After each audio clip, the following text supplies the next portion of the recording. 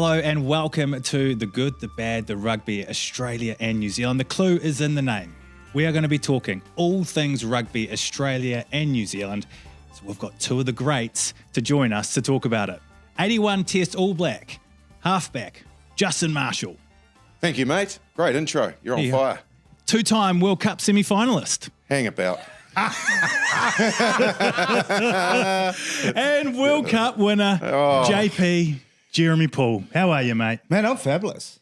Man, I'm really good. And I'm glad to be sitting next to a semi-finalist. Oh, do you know how much piss I get taken out of me for that very fact? Because So you should. like your era, the era that I played in, was really successful for Australian rugby, wasn't it? No doubt, probably, when you look historically, the best generation ever. To a degree.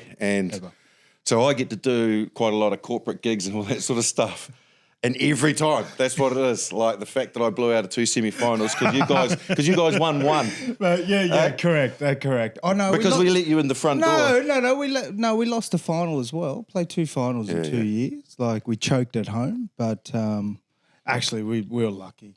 We should never have beaten you guys in the semi-final, so you guys should have actually gone through. But no, I'm excited, man. This is Marshy's still real. You're still real dark about that. George Smith taking you out late. Yeah, I'm not. People that know me will know that I don't hold a grudge for long. Like only probably a couple of decades. It's a good thing if you're I not get rid of it in 20 years, I've done well. So I'm just coming out of it now. Yeah, I was filthy, mate. Like honestly, I let the pass go. And if people don't remember, it was a short line out, and I was back 10 metres, and we had this play where People don't remember, mate. It came from the hooker through my hands. I had no idea what you're talking about. And you guys had seen me as a major threat, so obviously wanted to shut me down for my ball playing skills. Absolutely. Target Marshy. I remember getting it nice and early, eyeing up Tana Umaga, who was going to hit in the centres there. And then it was like 1 Mississippi, 2 Mississippi, 3, George Smith. Oh, he was so good. Right there. And I could hear, you know when you can hear a rib break? Yeah, yep. It just... But you didn't break a rib, though. Yes, I did. Lies. I did. You did not. I did. I broke a rib. So... That is a blatant filthy. lie. Mate, you had a bit of rib cartilage. No, I'm telling you, it was a cracked rib. Hold on. So you went and got actually x-rayed and stuff? Or are you just making the shit up? No, the doctor at Hart. So this is the thing. I got into Rocky mode, this is a semi-final of Rugby World Cup, just split me type stuff. I'm back out there, and I was in there. So I managed to get through to halftime, about 7 or 8 minutes, and I'm in the changing room, lying on the in pain and agony, lying on the medical bed. And I said to the doc, he said it's a rib, could be broken or cracked. And I said, that's fine, just jab it. Get me back out there. Some of that cortisone shit. Exactly. Yeah. And I'll get stuck back in. And he said, actually, if it is fully broken, and got a fracture in or whatever you want to call it, he said, and you land awkward, there's a possibility you could puncture your lung. Yeah. And I said, all the Rocky bravado went out. Yeah, no, that was quickly. cool. Thanks very much. Put the jacket on, ran out and watched the rest of that match like everyone else. We used to talk about you to niggle you, because you had a temper, your temper was awful. Gerardo knows about that, doesn't he? Mate, you split him in that final. I still remember that. I watched it. It was a good shot. Thank you. So what would you do? That was the niggle. It was always about niggling you, mate. Get you really fired up because you love to throw them. So we were just whatever we could do, late shots, Late shots. There you go. An admission of guilt. Actually coming through the ruck and or grabbing hold of my jersey, pulling me back. I used to hate that. We had 1 year, I think we were targeting Richie McCaw just to get him on the ground. Of course you were. Right? Just to get him on the ground. So every time you had an opportunity, you just smack. And you were one of them, actually, one of the guys. That was, Funnily enough, we used to do that and talk about that for Griggs, George Griggs. Oh, right. Yeah, no, he hated it. Yeah. And he didn't like getting tackled at the best of times. He didn't really. he didn't like contact, eh?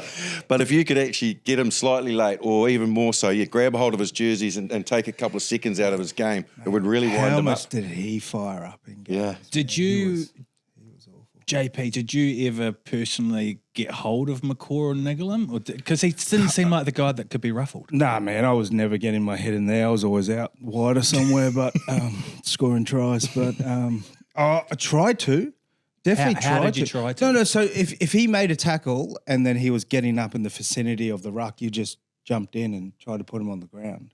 So the whole point wasn't necessarily about being late. It was just getting him on the ground. So if he was standing, put him on the ground, regardless. Like it might not be legal, but just get him on the ground. So he was constantly having to get, because that's the most like to exhaust someone's energy is to get them up and off the ground constantly. So like he might have just made a tackle, tried to do a jackal, and then might have stood back up, but then someone will come late and put him back down on the ground again. Like so that was one idea. Always niggle halfback and put as much pressure on that semi-final. If we're talking about that, it was about putting pressure on Loss too.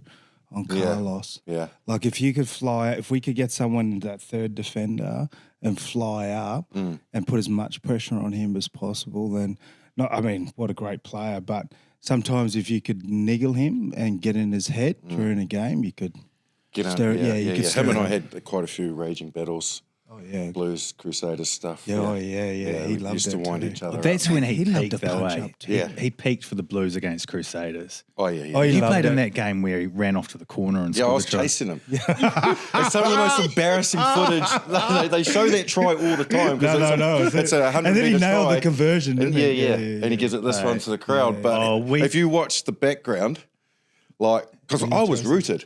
Yeah, because we'd been on attack, trying to, win the game. Yeah. And then we turned it over after having the ball for 5 or 6 minutes and they broke out. And I was coming across, because I'd been there, like trying to get to every breakdown to clear the ball. My lungs were gone. And I looked like this like draft horse that's gassed completely, which I was, trying to catch up with Rokathoko and Carlos doing all their razzle-dazzle. And I'm just trucking down the middle. And at one stage, you can see I can't catch up. I just go pointing to someone to make the tackle. I'm not getting there, man. Look, I love the and I'm in, everybody that sees it goes, what was Marshall doing? Like, he's got no pace. We are going to have to get Carlos on the show at some point. Oh, for sure. And Mate, he's still body ripped. Like, is. Yeah, that's probably mate, the only thing. Yeah, I'd probably be a body bit ripped. worried about him coming on he's with still his muscles ripped. and embarrassing us. He's still ripped now. I saw him on a TV show recently, and they have to do their body fat percentage test, Yeah. and it shows your biological age. What? So he's about 50 or something. He's about Yeah, he's 50, 50. 55. Yeah. His biological age was 32, Stop it. Yeah, wow. Wow. something like that. But he's got a nutritional background now, hasn't he? Yeah. He's got a company. I see. Yeah, he's in training and all that stuff. yeah. Caught up with him. And he's done the boxing thing too. Have you ever been asked to do the box? yeah, Fight for Life? I did. I did. Who against who? Oh, no one, man. I was hopeless. Like, put me in training, man. I could hit a bag. Oh, so good because never hit back, right? But like, put me in a ring, and I was just head down, right? Like, but I was lucky. I had all the big, I had Toru Kefu behind me. Like Justin Harrison was always Filthiest, good. Made all the guys that I knew could fight. So if you did start something, you knew they could finish it. So it was like, never really had to throw any. I got asked 3 times to go on, and I just thought I'm not going on TV embarrassing myself by getting knocked out. But a lot of I training, did very though, much mate. consider going on and having with Brian Who would you Callahan. go? Oh, really? Yeah, that 4 did- more years. How much There was it put is. on the table for there that? it is. I don't know what they offer you. It was like 10 grand or something like that. I think getting around. I can't remember what it was. You're supposed to kind of give back to charity too, so I don't want to sound like a. Charity Yeah. starts at home, man. But when it's sort of like, I thought, well, yeah, that could be interesting because I actually wouldn't mind, going in there and settling a score or two. Were you two like at each other? We're teammates, but we Yeah. were. Yeah, we Really? didn't have. We've got I've seen Byron since, and he's retired now as well. And we've had a beer and all that, and it's been fine and been great. But when we were too old for that. in our competitive best, we didn't like if he came on for me, which pretty much he did 90% of the time, as a reserve. You won't see us hugging each other. Yeah, gotcha. Like literally, if we gave each other a slap of the hands on the way past, it would be a miracle. It's not Aaron Smith and TJ. No, Perenara. shit, no, mate. No Yeah, way. see, I had a guy called Marco Caputo. I was 20 with the Brums, and for 2 years he didn't speak probably 5 sentences to me from 2 years. So we'd be out, it'd be windy as hell, and I'd go, "Oh, tough day throwing," and he'd go, And he'd just walk off. He wouldn't say a word. And so I was like, and so I promised myself I'd never do that. Yeah. So I got like, Steve Moore. It's just so much funnier because you're such a nice guy. Like when we arrived, I didn't know how to handle it. I had no idea. So when we arrived at the studio today, I was waiting for the boys outside, and I'm just standing. This random dude standing on the side of the street. I thought he was part of it. JP's rocked up and introduced himself like he's Crocodile Dundee. This guy's gone. Nice to meet you. Yeah, but as I was saying, he's minding his own business, having a day. Right? Hey mate, I'm JP. How are you, mate? You got to be polite, but no, mate. It taught me very, very early. I didn't want to be like that, so I was like, every young hooker that came through, like Steve Moore, Adam Fryer, Tafu Polatu now, Sayafinga. Actually, there was a stage there where the other 4 hookers had all played underneath me at one stage, and every single one of their mothers give me a kiss and a kiss on the cheek, and it's like. Thanks for being. Yeah, because I didn't want to go that opposite way. I think if I didn't have that, then I would have been.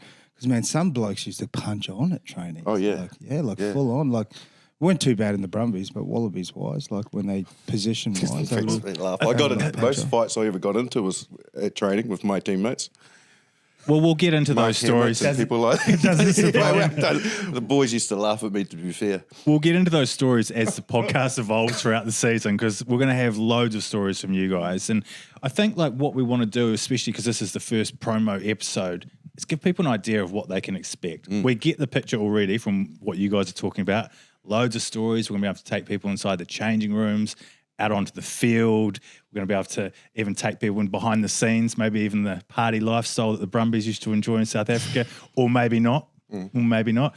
What else do you guys kind of looking forward to as far as this podcast, so we can give listeners here an idea of what to expect? I think equally, I've known JP most of his career, and then obviously through that period, like I said, with Australian and Brumbies rugby, and he's for all of the joking and being a lad and a really good team man, he's got a really good rugby brain. He is really analytical, and I think probably that's what we want to be as well. We want to look at the current state of the game, break down what particularly the All Blacks and the Wallabies are playing like. Obviously South Africa are relevant as well.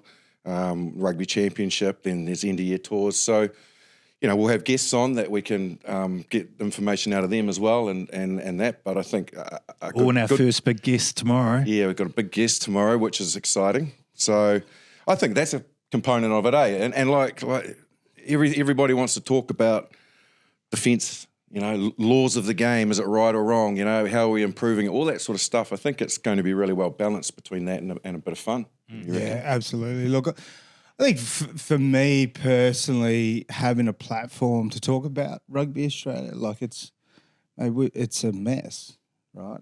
But we've got to fight our way out of this, because a strong Wallabies is a strong All Blacks too, and a strong Tri-Nation, well, not Tri-Nations anymore, Rugby Championship, bro, and Southern Hemisphere rugby.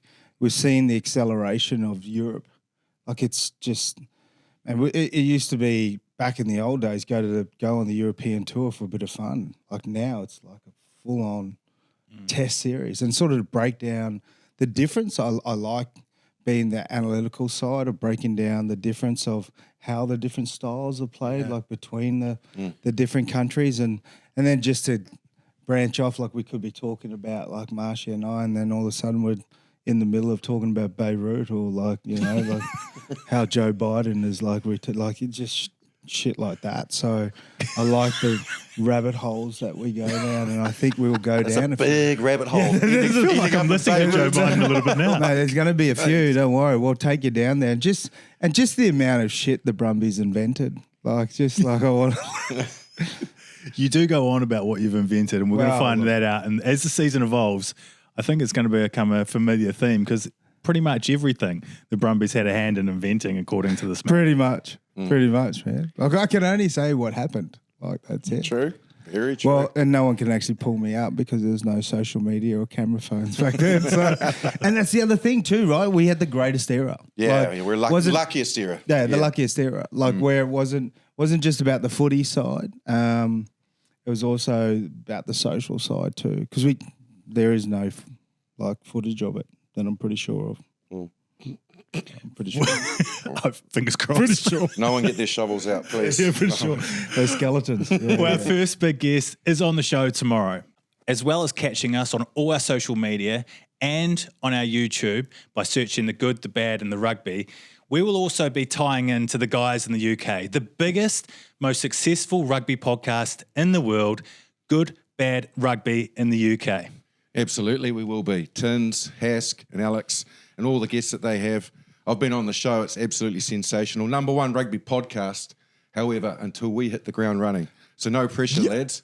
We are coming in hot, JP, aren't we? And there'll be plenty of banter coming out of South Africa with our brothers over there as well who are launching. And equally, heaps of banter about the English, mate. We're going to get stuck into them, no doubt. Mate, I don't care about anything but talking to Tins about why I'm the worst signing of all time. You and I got to nut this out, mate. Actually, I was. Worst signing for Gloucester of all time. No, worst international signing. So worst Southern Hemisphere signing worst into Southern the Hemisphere UK. signing. Mate, I want to nut this out with. But the best podcast signing that the world has ever seen. You'll be finding out more on the episodes to come, so make sure you hit the follow button so you don't miss the amazing guests that we've got coming up, especially tomorrow's guest, one of the biggest names in the world.